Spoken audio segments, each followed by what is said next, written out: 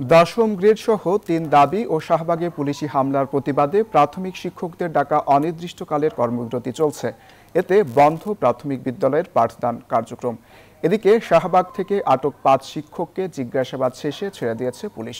কর্মবিরতির পাশাপাশি রাজধানীতে কেন্দ্রীয় শহীদ মিনারে অবস্থান কর্মসূচি পালন করছেন শিক্ষকরা। তারা জানান, দাবি বাস্তবায়ন না হওয়া পর্যন্ত সারা দেশে সব সরকারি প্রাথমিক বিদ্যালয়ে কর্মবিরতি চলবে।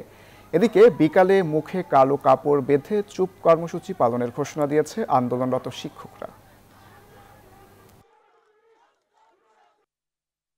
আমার চাকরির বয়স 25 বছর। আমি সহকারী শিক্ষক হিসাবে জন্মগ্রহণ করেছি, এখনো সহকারী শিক্ষক হিসাবে আমি আছি। আমার আজকে 15 বছর ধরে আমার 5-4 লক্ষ সহকারী শিক্ষকের পদোন্নতি বন্ধ। আমাদের উপর যে বর্বরোচিত হামলায় তা গতকাল চালানো হয়েছে তার তীব্র প্রতিবাদ জানাই। আমাদের 2 শতাধিক শিক্ষক নেত্রী সহ ঢাকা মেডিকেল সহ বিভিন্ন হাসপাতালে চিকিৎসাধীন আছে। আমরা দ্রুত তাদের উন্নত চিকিৎসার দাবি করছি। যারা গ্রেপ্তার হয়েছে অবিলম্বে তাদের মুক্তি চাই। আমাদের এই শান্তিপূর্ণ সমাবেশ যতক্ষণ পর্যন্ত সহকারী শিক্ষকদের দশম গ্রেড আদায় না হবে চলবে।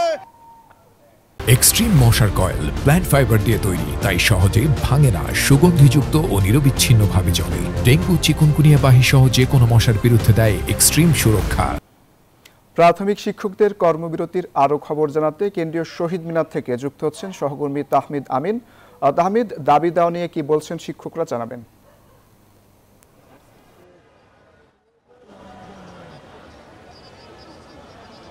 অঙ্কুর, ধন্যবাদ আপনাকে। আমি এখন আছি রাজধানী কেন্দ্রীয় শহীদ মিনারের সামনে, যেখানে আপনারা জানেন যে গতকাল থেকে এখন পর্যন্ত 2 দিন ধরে প্রাথমিক শিক্ষক যারা রয়েছেন, সহকারী শিক্ষক, তারা এখানে আন্দোলন কর্মসূচি পালন করছেন।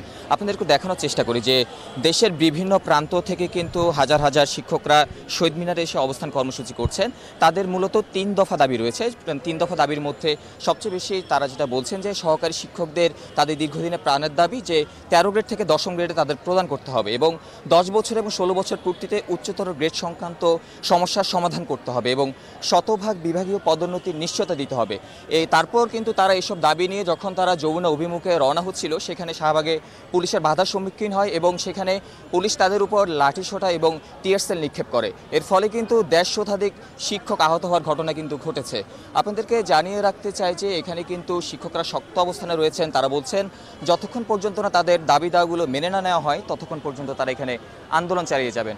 আপনাদেরকে জানিয়ে রাখতে চাই যে গত এপ্রিল মাসে গণশিক্ষা মন্ত্রণালয় থেকে একটি প্রজ্ঞাপন দেওয়া হয়েছিল যে সহকারী শিক্ষক যারা রয়েছেন তাদেরকে 13তম গ্রেড থেকে 11তম গ্রেডে পদার্পণ করা হবে এবং যারা 11তম গ্রেডে রয়েছেন তাদেরকে 10তম গ্রেডে পদার্পণ করা হবে এবং সহকারী শিক্ষক যারা বলছেন যে এতে করে তাদের সাথে বৈষম্য করা হচ্ছে।